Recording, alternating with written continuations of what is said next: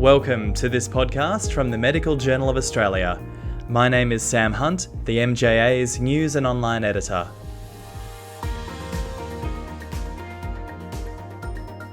Today we are discussing the mental health of young Australians and what can be done to change the health system for the better. My special guest is Professor Pat McGorry, who wrote recently on this topic in the Medical Journal of Australia with his colleagues. You can read their perspective by clicking the link in the description of this podcast. Professor Pat McGorry is a psychiatrist, the Executive Director of Orygen, a not-for-profit youth mental health organisation, and the Professor of Youth Mental Health at the University of Melbourne. He was named Australian of the Year in 2010, and he was also a founding board member of Headspace. Professor Pat McGorry, thank you so much for joining me today. Thank you, Sam. Great to have the opportunity to talk. Professor McGorry, let me start by asking you about your recent perspective in the MJA. You talk about the current state of youth mental health. How would you describe the current state of youth mental health in Australia? Well, without being alarmist in any way, I think we have to call it a public health crisis. We have seen a 50% rise in prevalence of mental ill health in young people since 2007. It's a reflection of a worldwide trend, and we have the best data actually because we did a very rigorous national mental health survey in 2021, the first one for 15 years, and it showed this dramatic rise, which began well before the pandemic and got accelerated during the pandemic. But back in 2007, 26% of teenagers and young adults, late adolescent, early adult, were diagnosable with a mental disorder. So that's 1 in 4 in a given year. And that had risen to 39%, or almost 2 in 5 young people by 2020, 2021. And the rise in young women was even more marked. 48% of them met the criteria for a mental disorder at that time. Now, it might have come back a little bit since the pandemic settled down. We don't have any more recent data than 2021, but this trend around the world has led the US Surgeon General, for example, to describe it as a youth mental health crisis. And he's been touring the US trying to raise a response to this crisis. And of course, when you see a rise of that magnitude over such a short space of time, your mind has to turn to prevention. You have to ask the question, why is this happening to young people? And the causes or the drivers of it must be socioeconomic and sociocultural changes in society, and that's what we don't really have our heads around just yet. And one of the things you talk about in your perspective piece is social media and these mega trends that are affecting young people, particularly young women. Can you tell me about what kind of potential threat to mental health you see in that space? Yeah, well, I think that's one of the popular culprits, if you want to put it that way, amongst pundits, amongst the public, and amongst politicians, I guess. And there may well be some truth to it. Jean Twenge, the US academic, has mapped trends in mental ill health in the US, and they do map very closely onto the rise of the smartphone and the rise of unregulated social media. So I think we can all imagine and relate to how that might be harmful to young people, whether it's taking them into a slightly unreal world where expectations are sort of much greater, there's more pressure. There's obviously cyberbullying to consider. I think social media is a dangerous place, for all of us in some respects, although there are some benefits to it too. So, but it's very simplistic to just pin this rise in mental ill health on just one variable, one trend like that, even though it's quite dramatic. I'm much more impressed actually by analysing the economic climate and the kind of climate's actually a good word, because climate change is another variable that's really affecting young people. But the economic climate around young people has been deteriorating for decades, with casualisation of the workforce, with HECS fees, escalating HECS fees, housing prices, rental prices, getting out of control. The wealth transfer, which the ANZ Bank, I think, mapped to something like 10 to 15% transferred from younger generations like Gen Z, Gen Y to, baby boomers over the last 10 or 15 years in particular. Overall, it's having quite corrosive effects, I think, on their optimism for the future, their sense of security. So, Professor McGorry, let me ask you about the structural issues with the health system that you've identified in your piece. You've said that Headspace continues to be cost effective, it improves access and safety, but you've called for a rethink of the funding model for Headspace away from a bulk billing style system.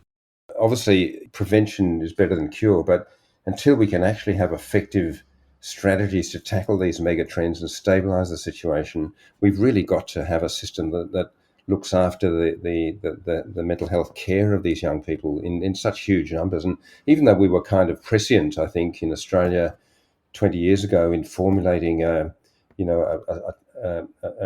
new sort of health system model for this age group, the teenagers and young adults, and putting them together instead of lumping them with children, or older adults. We've actually created a space.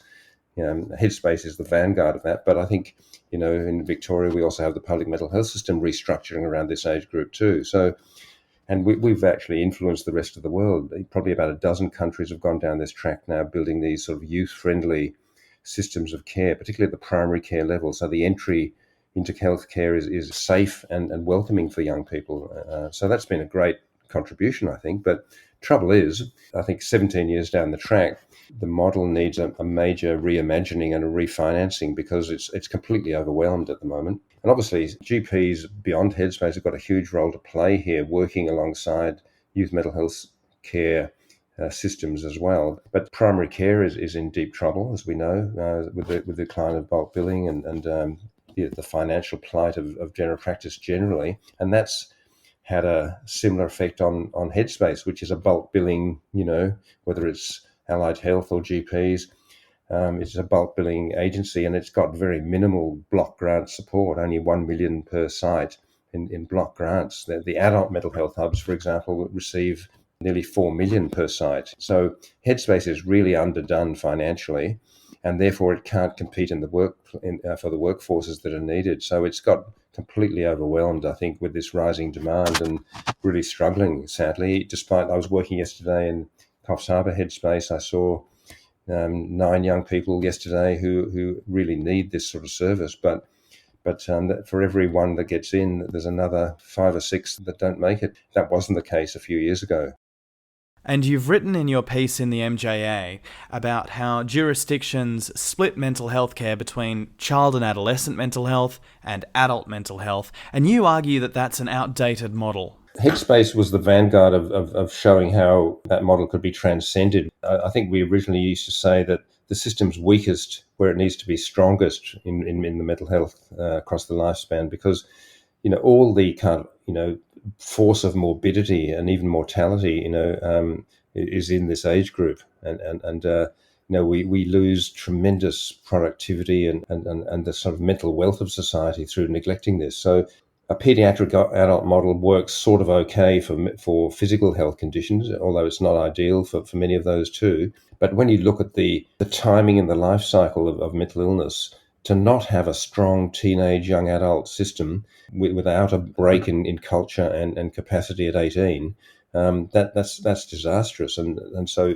that's one of the things that Australia has actually had the foresight to begin developing, but it's only very partially implemented. Victoria is the only state that's making the change to move the boundary to 25 to align with Headspace. Other states, are still very complacent and status quo orientated at the state government level. So there's no real congruence between the state and federal systems in most states and territories still. And let's talk about the NDIS, the National Disability Insurance Scheme. You've written in your piece that while mental health can lead to disablement, the NDIS does not integrate well with the systems. The Australian government's announced a review of the NDIS. Do you welcome that review, and what can be changed in that space? Well, I definitely welcome the review, and I've spoken to Bruce Bonahady and to Lisa Paul about the situation. I think they both agree it's very perverse. It's the same perversity that I just described in acute health, where you have to wait until you're in a life-threatening or disabled state to get access to general health care for mental illnesses. But it's the same thing happening in the NDIS. You have to prove that you have almost an intractable lifelong condition before you're allowed to get access for a mental illness. And this locks out most young people. Only 3% of packages are available for teenagers and young adults. And yet this is the group that have the most risk of disability, and they're the greatest group that contribute to later disability further down the track. So what the NDIS model currently offers is, well, you just got to wait until that actually happens before you get any support. So it's completely perverse, and the opposite of cost effectiveness. It's the most cost ineffective approach to mental illness you can possibly conceive. So that has to change, and that means that we have to be able to allow more temporary, briefer, maybe a year or two of support to prevent that disability occurring in the first place. And it has to be a combination of health funding and social services to the NDIS funding. And then singled agencies like Orygen or like Headspace can access both sources of funding and deliver both psychosocial and clinical and medical type care under the same roof. And that's incredibly effective when that's possible to deliver. And let me ask you about better integration at a government level, rather than having split ministries of social services and of health and split departments. What are the structural problems you see? You mentioned integration there. The other structural problem with the way health systems have been operating since 2016 is that we've created a system with primary health networks where their main impact has been to fragment mental health care even further than it was in prior to the PHNs being set up, because the commissioning of mental health services has been devolved to these regional bodies, which are outside the regulatory framework. They're outside the real regulation or control of the health department. And the PHNs use competitive tendering for the relatively meagre resources that are devoted to mental health. They're fragmented further by being shared around competing tenders in local areas. We need integration of mental health care in single agencies, multiple funding sources, so the patients actually get this a one-stop shop where they get all of their needs met, whether they're health or social, under the same roof. A last question for you. If we zoom out a bit, I'll take you back to 2010. You were named Australian of the Year. Quite an honour. And have you been able to use this title and I guess the platform it gave you to advocate for system reform? It was a huge privilege and a very fortunate thing, not just personally, but I think for mental health and for youth mental health, because I was able to do exactly that. And I think one of the reasons I was lucky enough to get that award was because I had already been doing those things before. I'd actually been trying to, using my scientific and clinical knowledge and with other like-minded colleagues, formulating reform-minded approaches to these issues. And then we got a huge opportunity to take that further and to basically have the chance to offer solutions to government more strongly, and government responded quite well, I think. So that's why Australia was ahead of the curve in these areas: early intervention for psychosis, youth mental health. These reforms have been emulated all around the world, but they've stalled. That they've hit a bit of a brick wall. They're sort of no longer fit for purpose. They need a redesign and a reinvention, as I've been saying. So I think I've been very fortunate, and as a result of that, I've been able to form relationships on both sides of politics with people who've supported these approaches. So if you look at the recent book by Sir David Haslam called Side Effects, on basically the unsustainability of healthcare across the world, we've got to look much more carefully about where and how we spend the available resources. There are things that are really not logical or cost effective, but they're funded on emotional grounds. Those sort of decisions mean that other decisions are not made, and other groups of people miss out very severely, which harms the society and reduces life expectancy. And mental illness is one of those great examples. Another positive of the new government is that they have a wellbeing budget, and they're starting to factor in mental health and wellbeing as one of the things that has to be measured in terms of outcomes. And that's going to tap into this idea of mental wealth, social capital. And we're sacrificing a large proportion of the emerging generations of young people who we need to be healthy and productive. And if we don't look after their main health problem, which is mental illness and mental health, which is deteriorating sharply, then we're going to suffer, all of us. Professor Pat McGorry, thank you so much for joining me today. Thank you, Sam. My special guest has been Professor Pat McGorry, who wrote recently on this topic in the MJA. You can read the perspective by him and his colleagues by clicking the link in the description of this podcast. Professor Pat McGorry is a psychiatrist, the Executive Director of Orygen, a not-for-profit youth mental health organisation, and the Professor of Youth Mental Health at the University of Melbourne. You can find more podcasts on our website at mja.com.au or wherever you get your podcasts. Thank you so much for joining me.